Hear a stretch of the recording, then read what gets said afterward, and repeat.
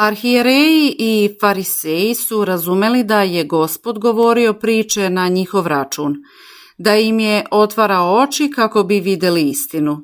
Pa ipak, šta su uradili? Tražili su način na koji bi ga ubili.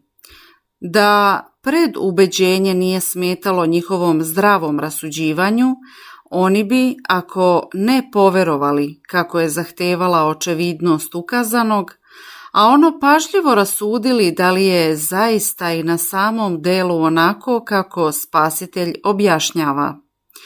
Predubeđenje ih je gurnulo na krivi put i oni su zatim postali bogoubice.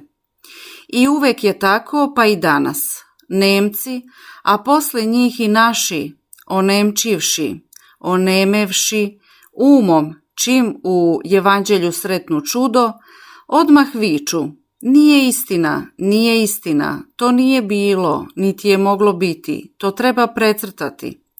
Nije li to isto što i ubiti? Pogledajte sve knjige tih mudraca, ni u jednoj nećete naći ukazanje zbog čega oni tako misle.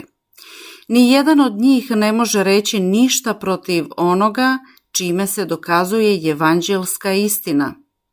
I ni jedan od njih se nije pozabavio da pronikne u razloge kojima zdravomisleći ljudi opovrgavaju njihovu laž. Oni jednako tvrde svoje, to jest da to ne može biti, stoga i ne veruju evanđelju. I sa njima se ništa ne može uraditi.